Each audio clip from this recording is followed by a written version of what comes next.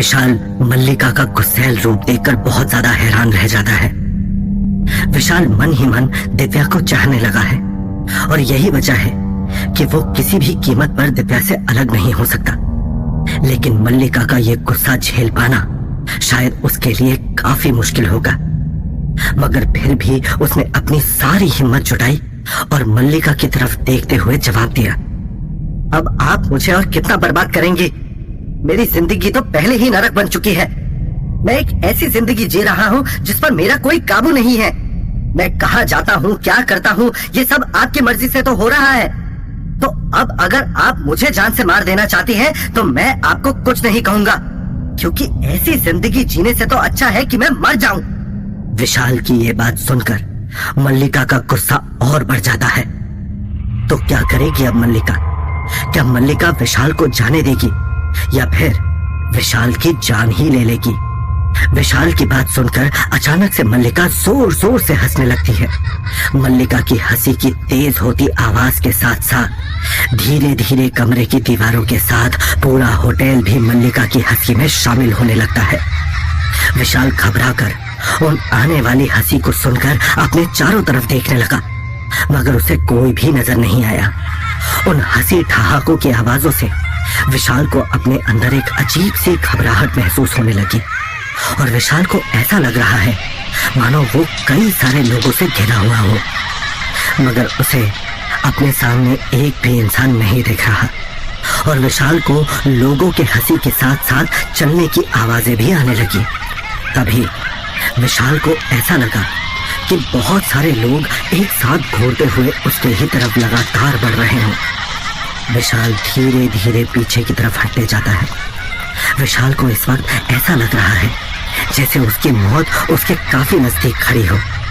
तभी अचानक से सब कुछ शांत हो जाता है। उस कमरे में चल रही तेज हवाएं बिल्कुल बंद हो गई और अब विशाल को किसी भी तरह की हंसने की आवाज या फिर चलने की आवाजें नहीं आ रही हैं। वो समझ नहीं पा रहा है कि आखिर मल्लिका के दिमाग में चल क्या रहा है। और उसी वक्त उसके कानों में मल्लिका की धीमी सी फुसफुसाहट भरी आवाज आई, तुम यहाँ से जा सकते हो विशाल, जाओ, जाकर रिसेप्शन पर अपनी ड्यूटी करो। इस आवाज को सुनकर विशाल सन्न रह गया और विशाल के रोंगटे छूट गए। विशाल को मल्लिका की बातों का मतलब समझ नहीं आया और वो हैरानी से इधर उधर देखने लगा। विशाल को हैरानी पूर्वक इधर उधर देखता हुआ देखकर मल्लिका ने कहा, अरे इतनी हैरानी से इधर उधर क्या देख रही हो विशाल?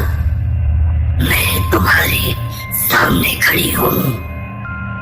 मल्लिका के इतना कहते ही विशाल ने देखा कि एक आकृति उसके सामने उभर कर आने लगी और एक तेज हवा के झोंके के साथ मल्लिका विशाल के सामने मुस्कुराती हुई खड़ी होती है।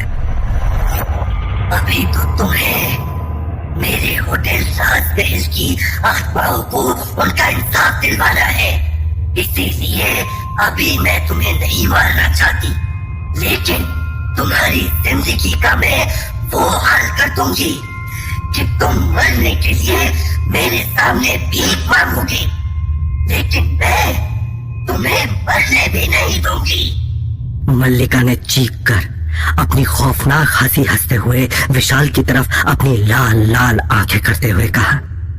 विशाल तुरंत उठ खड़ा हो जाता है और हैरान परेशान सा मल्लिका की तरफ देखने लगता है। आज विशाल को मल्लिका का बर्ताव पहले के दिनों से काफी अलग नजर आ रहा है। मल्लिका कभी विशाल से अपनी खौफनाक आवाज में चिल्लाने लगती तो कभी उस पर जोरों से हंसने लगती। अब तुम यहाँ खड़े खड़े क्या कर रहे हो? जाओ रिसेप्शन डेस्क पर अपनी ड्यूटी पूरी करो और बचा लो अपनी दिव्या को। मल्लिका ने एक बार फिर अपनी डरावनी और सख्त आवाज में कहा। उस आवाज की वजह से होटल राजमहल में लगी सारी पेंटिंग्स ऐसे हिलने लगी मानो वहां भूकंप आ गया हो। ये सुनकर विशाल हैरान रह गया। विशाल भी खुद को संभालता हुआ बिना कोई जवाब दिए भागता हुआ वहां से रिसेप्शन डेस्क की तरफ चला गया। तभी एक बार फिर मल्लिका की डरावनी हैवानियत भरी आवाज उसके कानों में आई और वो चलते चलते अपनी जगह पर रुक गया। ये मत समझना कि मैं अभी तुम्हें यहाँ से जाने दे रही हूँ तो तुम बच गए हो। आगे अब जो कुछ भी होगा उसके जिम्मेदार सिर्फ तुम होगे विशाल, सिर्फ तुम। इस बार मल्लिका की आवाज इतनी तेज होती है कि विशाल को अपने कान तक बंद करने पड़ जाते हैं। विशाल को ऐसा महसूस हुआ जैसे उस आवाज के साथ साथ और भी कई लोगों की आवाजें साथ आ रही हों। मल्लिका के इस धमकी को सुनकर विशाल को कोई फर्क नहीं पड़ता और वो दिव्या की फिक्र करता हुआ भागता चला जाता है। विशाल को उस होटल राजमहल में पसरे मनहूस सन्नाटे में अपने दिल की धड़कन तक साफ सुनाई दे रही होती है। उसके जाने के बाद मल्लिका के चेहरे पर एक स्माइल आ गई, जैसे उसके दिमाग में कुछ चल रहा हो। मगर मल्लिका के दिमाग के खुराफात जान पाना इस वक्त किसी के लिए भी मुमकिन नहीं है। नीचे पहुंचते ही विशाल ने देखा कि दिव्या एक किनारे पर घुटनों से अपना मुंह छुपाए बुरी तरह से कांप रही है। दिव्या को इस हालत में देखकर विशाल हक्का बक्का रह गया और भागकर उसके पास गया। दिव्या, क्या हुआ तुम्हें? विशाल की आवाज सुनकर दिव्या ने ऊपर देखा और रोते हुए विशाल को गले से लगा लिया। वो लोग मुझे मार देंगे। दिव्या इतना ज्यादा दहशत में है कि वो अपनी बात भी पूरी नहीं कर पा रही है। विशाल ने उसे समझाते हुए कहा, कोई कुछ नहीं करेगा, कुछ नहीं होगा तुम्हें, मैं आ गया हूं ना यहाँ। इतना कहकर विशाल दिव्या को ले जाकर रिसेप्शन डेस्क पर बैठ जाता है। पूरे होटल राजमहल में इस वक्त इतनी शांति है कि घड़ी की सुइयों की टिक टिक आवाज और विशाल की सांसों की आवाज साफ साफ सुनाई दे रही है। तभी दिव्या को डेस्क के सामने लगी पेंटिंग में कोई हरकत होती हुई दिखाई दी। दिव्या को ऐसा महसूस होता है कि सामने पेंटिंग में मौजूद शख्स जैसे एक टक उसे ही देख रहा हो और दिव्या के देखते ही देखते उस पेंटिंग में मौजूद शख्स की आंखों से खून बहने लगता है। ये देखकर दिव्या की चीख निकल जाती है। तभी चारों तरफ से आवाज आती है, विशाल दिव्या की चीख सुन कुछ कर पाए कि तभी अचानक से होटल राजमहल के दरवाजे अपने आप एक धड़ाक की तेज आवाज के साथ खुल गए। उन दरवाजों को खुलता हुआ देखकर दिव्या और विशाल दोनों का ध्यान उस ओर ही चला गया और दोनों हैरानी से उसी तरफ देखने लगे। उस सन्नाटे को चीरती हुई किसी के कदमों की आहट दोनों को अपने पास आती सुनाई दी। करती हुई वो तेज आवाज उन्हीं की तरफ बढ़ती चली आ रही है। तभी उन्हें अंधेरे में से किसी शख्स की परछाई नजर आई। वो एक लड़की की है जिसने काफी ऊंची हील्स पहनी हुई है। उसकी शॉर्ट ड्रेस और उसका बोल्ड आई मेकअप उसे काफी ज्यादा हॉट और ब्यूटीफुल बना रहा है। इस लड़की की उम्र लगभग 18-19 साल होगी। उसका फिगर किसी बॉलीवुड की हीरोइन की तरह काफी अट्रैक्टिव लग रहा है। उस अनजान लड़की को अंदर आते हुए देखकर विशाल के होश उड़ जाते हैं। विशाल का मुंह खुला का खुला रह जाता है और हैरानी से उसकी आंखें बहुत बड़ी हो जाती है। शायद विशाल ने अपनी पूरी जिंदगी में इससे ज्यादा खूबसूरत लड़की आज से पहले कभी नहीं देखी थी। उसी की तरफ चली आ रही वो लड़की बिल्कुल किसी परी की तरह लग रही है। होटल राजमहल के अंदर आज एक नई लड़की आई है जिसकी खूबसूरती और अदाएं देखकर विशाल के होश उड़ गए हैं। मगर दिव्या और विशाल में से किसी को नहीं पता कि उसके यहाँ आने का मकसद क्या है। एक्सक्यूज मी, क्या आप लोगों के पास कोई रूम अवेलेबल होगा? उसने अंदर आकर रिसेप्शन डेस्क पर नीचे की तरफ झुकते हुए विशाल से पूछा। नीचे झुकने की वजह से उस लड़की के ड्रेस की नेकलाइन और भी ज्यादा बड़ी हो गई और विशाल को उसकी बाहों की दरार साफ नजर आने लगी। ये सब देखकर एक बार को विशाल का मुंह खुला का खुला रह गया और वो उस लड़की की बात का जवाब देना ही भूल गया। विशाल बिना पल के झपकाए एक टक बस उस लड़की को ही देखे जा रहा होता है। दिव्या ने विशाल की इस हालत की तरफ देखा और फिर काफी ज्यादा नाराज हो गई, मगर उसने फिर भी अपने आप पर काबू पाते हुए उस लड़की की तरफ अपना चेहरा घुमाया और जवाब दिया, सॉरी, लेकिन हमारे पास इस वक्त कोई भी रूम अवेलेबल नहीं है। लेकिन ऐसा कैसे हो सकता है? ध्यान से देखिए, इतना बड़ा होटल है, आपके पास कोई ना कोई रूम अवेलेबल जरूर होगा। दिव्या के मना करने के बाद भी वो लड़की किसी की कोई बात सुनने के लिए बिल्कुल भी तैयार नहीं है। मैंने आपसे कहा ना कि हमारे पास कोई भी रूम अवेलेबल नहीं है तो नहीं है, अब आप यहाँ से जा सकती हैं। दिव्या ने बड़ी बेरुखी के साथ जवाब दिया। तभी उस लड़की ने आहें भरते हुए विशाल की ओर देखते हुए कहा, आप कुछ कीजिए ना, देखिए कोई ना कोई रूम खाली जरूर होगा। आप जरा मुझे लोगों का एंट्री रजिस्टर दिखाइए, निकालिए उसे अभी के अभी बाहर। इतना सुनते ही विशाल ने मुस्कुराते हुए उस लड़की की तरफ देखते हुए जवाब दिया, मैम आप प्लीज अपसेट मत होइए, हमारे पास सच में कोई भी रूम अवेलेबल नहीं है। अगर होता तो हम आपको इस तरह से वेट क्यों करवाते। उन दोनों की बात सुनकर वो लड़की काफी ज्यादा परेशान हो गई और उसी वक्त विशाल और दिव्या के कानों में मल्लिका के चिल्लाने की तेज आवाज आई, मैंने तुम दोनों से कितनी बार कहा है कि कोई भी गेस्ट यहाँ पर आए तो उसे किसी भी कीमत पर जाने नहीं देना है, और तुम लोग अब मेरी बात भी नहीं मान रहे हो। क्या तुम लोग चाहते हो कि मैं इस लड़की के साथ भी वही सब करूं जो मैंने तुम दोनों के साथ किया है?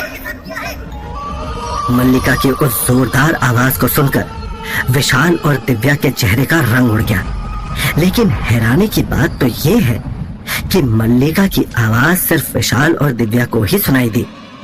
वहीं उनके सामने खड़ी वो लड़की हैरान होकर विशाल और दिव्या की हरकतों को देख रही होती है।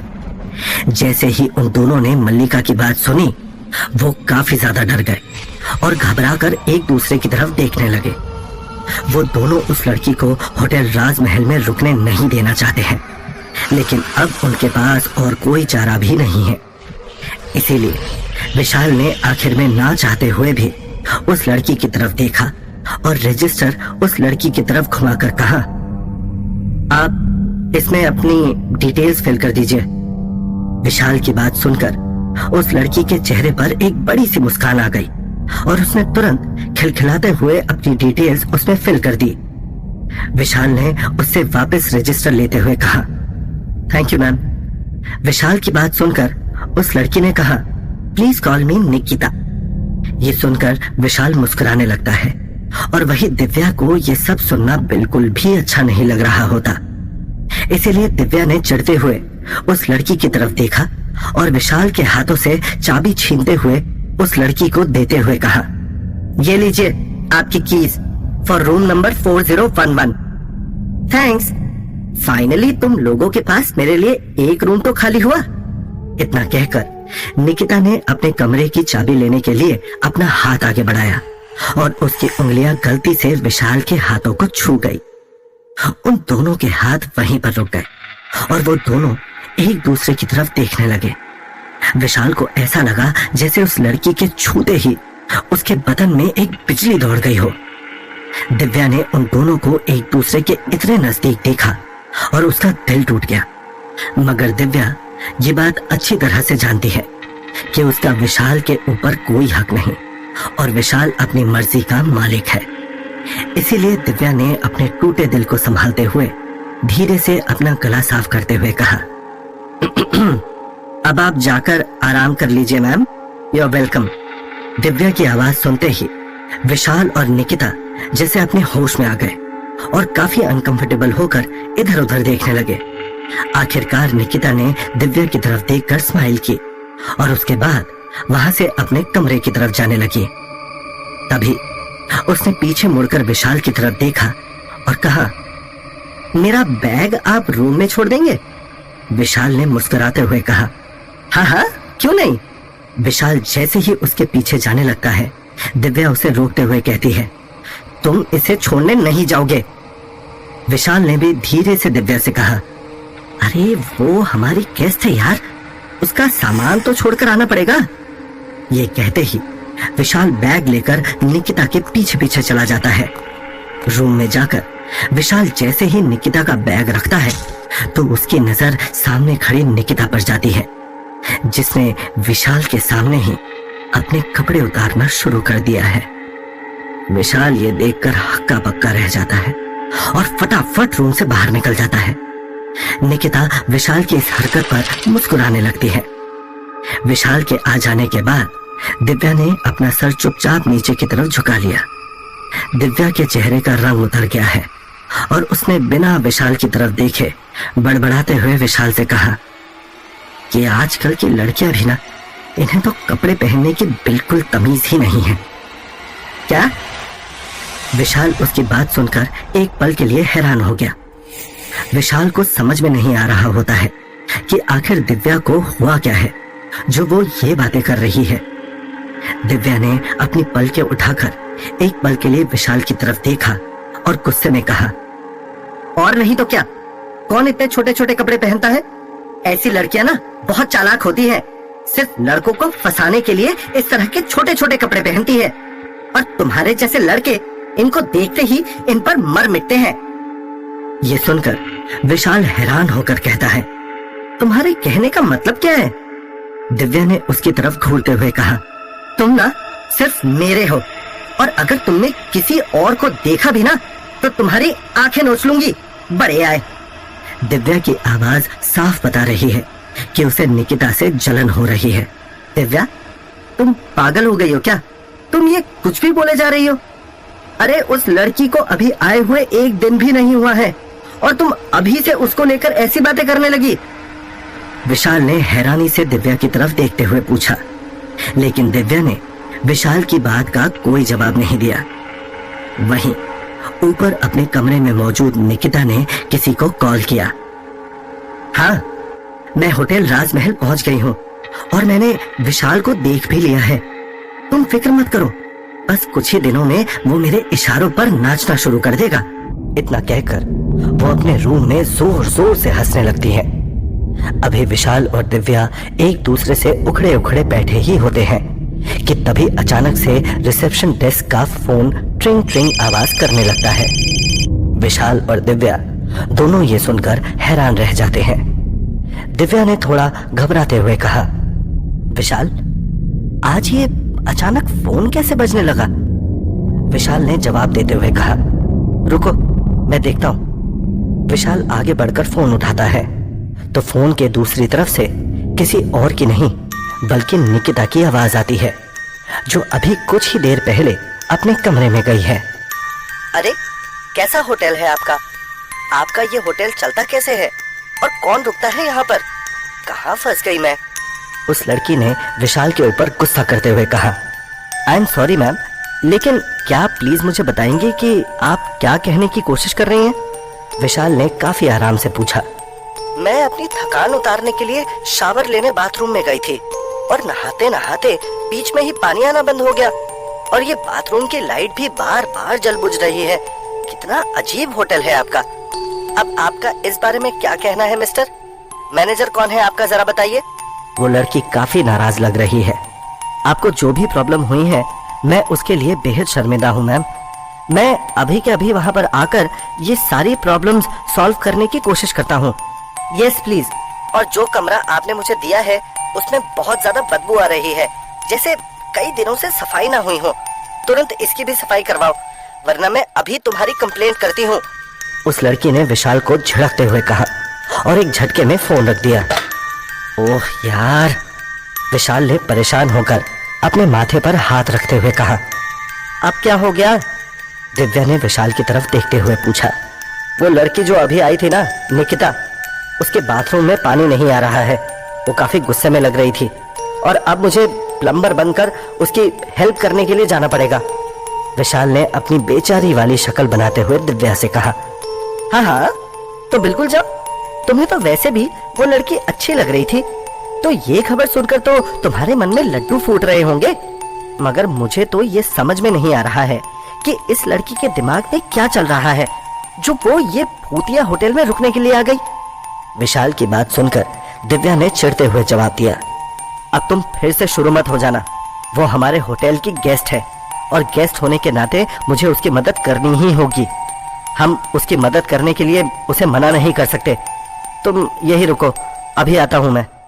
इतना कहकर विशाल वहां से जाने लगता है और दिव्या अपनी मायूस आंखों के साथ उसे खुद से दूर जाते हुए देखती रह जाती है।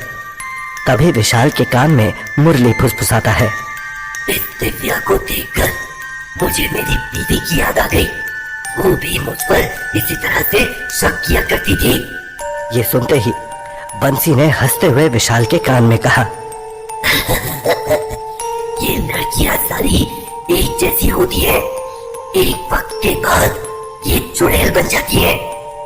विशाल ने चिल्लाते हुए कहा, एक तो मैं वैसे ही परेशान हूं और तुम दोनों मुझे बेकार तंग कर रहे हो। इतना कहते कहते विशाल सीढ़ियों से ऊपर चला जाता है। दिव्या उसे रोकना चाहती है और उसे कहना चाहती है कि वो उस लड़की के पास ना जाए, मगर वो चाहकर भी ऐसा नहीं कर सकती। ना जाने क्यों दिव्या को वहां कुछ अजीब महसूस हो रहा होता है। विशाल के जाते ही दिव्या अकेली रिसेप्शन डेस्क पर बैठी होती है। उसे अचानक से वहां के माहौल में कुछ बदलाव महसूस होने लगता है। हल्की हल्की हवा की आवाज आने लगती है। तभी उसकी नजर फिर से उसी पेंटिंग वाले शख्स पर जाती है, जिसकी नजर अभी भी दिव्या पर ही टिकी हुई है। दिव्या उस शख्स को इग्नोर करने की कोशिश करती है और एक पल के लिए दिव्या को लगता है जैसे वो शख्स पेंटिंग से बाहर निकलकर दिव्या के सामने खड़ा है। ये देखकर दिव्या की चीख निकल जाती है। वहीं दूसरी तरफ ऊपर उस लड़की के कमरे में पहुंचकर विशाल ने देखा कि वो लड़की अपने टॉवल में एक चेयर पर बैठी है और उसने अपनी दोनों टांगे सामने टेबल पर फैलाई हुई हैं। वो आराम से वहां पर बैठकर अपने नाखूनों को नील पेंट लगा रही है। उसकी लंबी गोरी टांगे देखकर विशाल दरवाजे पर ही रुक जाता है और उसका गोरा मखमल सा बदन पानी से भीगा हुआ दिखाई दे रहा होता है। ओह मिस्टर रिसेप्शनिस्ट, तो आ गए आप। मैं आपका ही इंतजार कर रही थी। ये देखिए, मैंने तो ठीक से कपड़े भी नहीं पहने और आपके बाथरूम का पानी ही खत्म हो गया। निकिता ने विशाल की तरफ देखते हुए उसे ताना मारते हुए कहा, I am really sorry ma'am, आप चिंता मत कीजिए, मैं अभी के अभी चेक करता हूँ कि प्रॉब्लम क्या है। इतना कहकर विशाल बाथरूम में घुस गया और उसके पीछे पीछे निकिता भी वहां पर आ गई। वहां जाकर विशाल ने जब शावर चेक किया तो उसे पता चला कि वहां के नल में ही कुछ प्रॉब्लम है। मैम, पानी खत्म नहीं हुआ है, बल्कि ये नल पुराना होने की वजह से थोड़ा अटक रहा है, लेकिन आप चिंता मत कीजिए, मैं अभी इसे ठीक कर देता हूँ। इतना कहकर विशाल उस नल को ठीक करने की कोशिश करने लगा। विशाल अपनी सारी ताकत लगाकर उस नल को खोलने की कोशिश कर रहा है कि तभी अचानक से ऊपर शावर से पानी आने लगता है और वो दोनों उस पानी की वजह से भीग जाते हैं। ये तुमने क्या किया? मेरा पूरा टॉवल भीग गया। उस लड़की ने चिल्लाते हुए विशाल से कहा और विशाल ने तुरंत वो नल बंद कर दिया। I am so sorry ma'am, लेकिन मैंने ये सब जानबूझकर नहीं किया। ये नल अचानक से अपने आप खुल गया।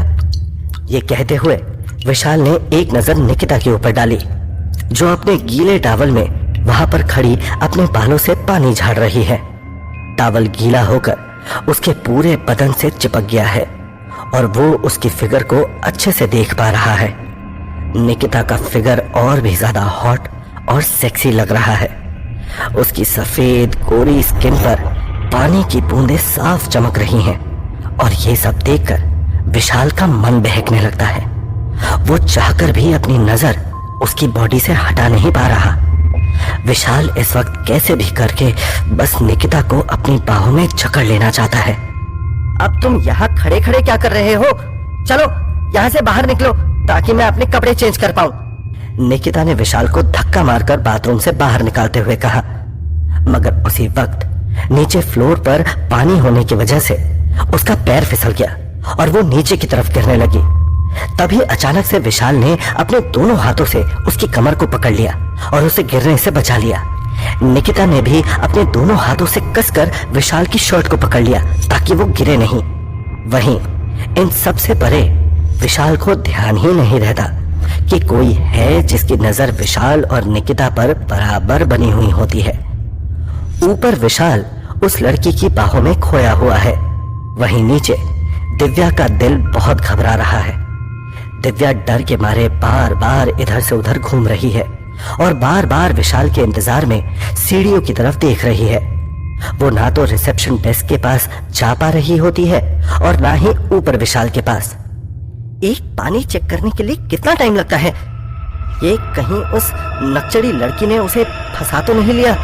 लगता है मुझे ही जाकर देखना पड़ेगा कि आखिर ऊपर उस लड़की के कमरे में हो क्या रहा है, दिव्या ने खुद से ही कहा। दिव्या अभी नाराज होती हुई सीढ़ियों की तरफ बढ़ ही रही है कि तभी अचानक से पूरे होटल राजमहल की लाइट्स एक साथ जलने बुझने लगती है। दिव्या हैरानी से चारों तरफ देखने लगती है मगर उसे कुछ भी समझ में नहीं आता। पहले पानी और अब लाइट्स। अब तो विशाल के बच्चे को उसी मैडम के पास बैठने का बहाना मिल जाएगा, दिव्या ने गुस्से में बड़बड़ाते हुए कहा। लेकिन दिव्या को अभी इस बात का अंदाजा नहीं है कि उसके साथ होटल राजमहल में आगे होने क्या वाला है। अचानक से होटल में तेज हवाएं चलनी शुरू होती है जैसे कोई तूफान आने वाला हो। दिव्या हैरान होकर इधर उधर देखने लगती है। ये अचानक से क्या हो रहा है? तभी वहां होटल में दिव्या के बिल्कुल सामने कमान में 2 तलवारें लगी होती हैं जो देखते ही देखते दिव्या की ओर घूम जाती हैं और हवा की भी ज्यादा तेजी से दिव्या की ओर बढ़ती है। दिव्या जैसे ही तलवार को अपने पास आता देखती है तो झटके से उसके सामने से हट जाती है, लेकिन तब भी दिव्या की बाजू पर वो तलवार लग जाती है और वो दर्द में चिल्ला उठती है। उसकी बाजू पर चोट लग जाती है और वहां से खून बहने लगता है। दिव्या की आंखों से आंसू बहने लगते हैं। तभी होटल की जमीन थरथरा जाती है जैसे वहां भूकंप आ रहा हो।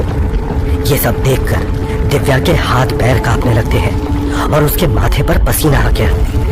अब उसकी सीढ़ियों से ऊपर जाने की हिम्मत भी नहीं हो रही, मगर वो नीचे मुड़कर रिसेप्शन डेस्क पर भी नहीं जाना चाहती है। उसने तुरंत घबराकर ऊपर की तरफ देखा और चिल्लाते हुए कहा, विशाल, विशाल, कहाँ हो तुम? देखो, तुम्हें पता है ना कि मुझे अकेले में कितना डर लगता है। तो प्लीज ज्यादा देर मत करो, जल्दी यहाँ आ जाओ प्लीज। लेकिन दिव्या की आवाज तो जैसे आज विशाल के कानों तक पहुंच ही नहीं रही होती है। होटल राजमहल का बिगड़ता खौफनाक मंजर देख देख कर दिव्या का डर और भी ज्यादा बढ़ जाता है। वो कसकर सीढ़ियों की रेलिंग पकड़ लेती है। तभी दिव्या को ऐसा महसूस होता है जैसे किसी ने उसके कानों के पास आकर फुसफुसाते हुए उसका नाम लिया हो।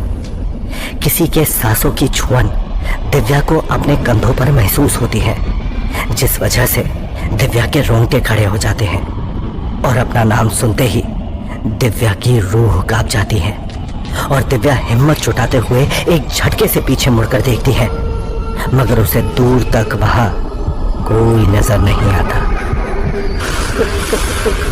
कौन है वहां पर? दिव्या घबराई आवाज में उसी तरफ देखकर पूछती है, मगर फिर भी कोई जवाब नहीं देता। दिव्या अपने माथे से पसीने की बूंदों को साफ करती है और एक गहरी सांस लेकर एक बार फिर सीढ़ियों से ऊपर जाने की कोशिश करती है। तभी दिव्या को महसूस होता है कि कोई वहां उसके पीछे खड़ा उसे ही घूर रहा है।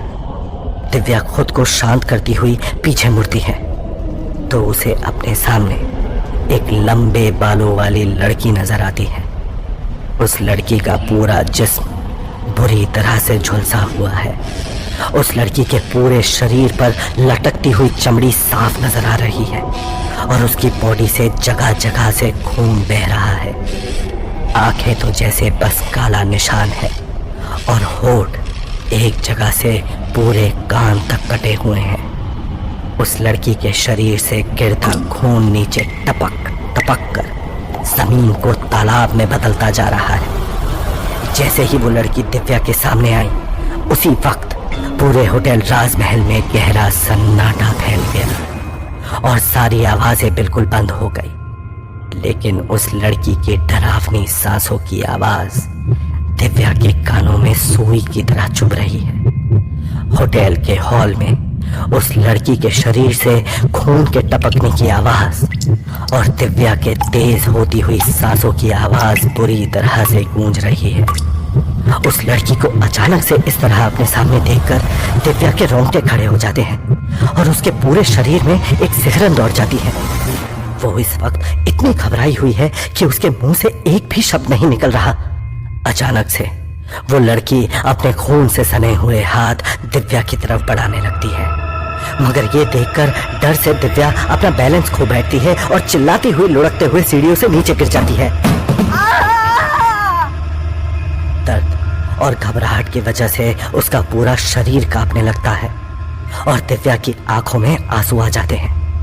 लेकिन दिव्या की नजर सबसे पहले उस भयानक दिखने वाली लड़की की तरफ जाती है, लेकिन दिव्या को अब उस जगह पर कोई नहीं दिखाई देता। तभी दिव्या को अपने सर पर तेज दर्द का एहसास होता है। दिव्या खुद को संभालकर जमीन पर उठकर बैठती हुई अपने सर पर हाथ रख लेती है, जहां पर उसे काफी चोट लगी है, और रोते हुए चिल्लाने लगती है। विशाल, कहाँ हो तुम? प्लीज यहाँ आ जाओ, प्लीज मेरी मदद करो, वरना ये आत्माएं आज मुझे मार डालेंगी। विशाल, विशाल! दिव्या के इतना चीखते ही फिर से तेज हवाएं चलने लगी और बहुत सारे लोगों की आवाजें आने लगी। शोर मत करो, सोने दो हमें। मगर नीचे हो रहे इन सभी बातों से अनजान विशाल के कानों तक दिव्या की आवाज भी नहीं पहुंच रही। दिव्या को अपने कान में किसी के फुसफुसाने की आवाज आती है। विशाल, तुम्हें बचाने नहीं आएगा। दिव्या जैसे ही डरकर उस तरफ देखती है, तभी उसे अपने दूसरे कान में आवाज आती है। आज तुम्हारा खेल खत्म दिव्या।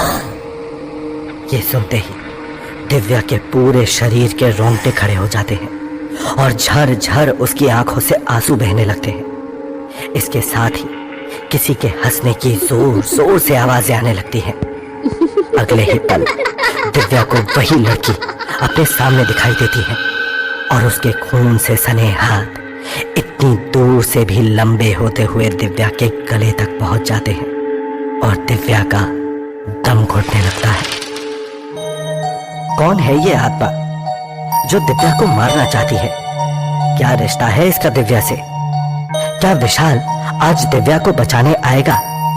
क्या दिव्या का खेल आज सच में खत्म हो जाएगा?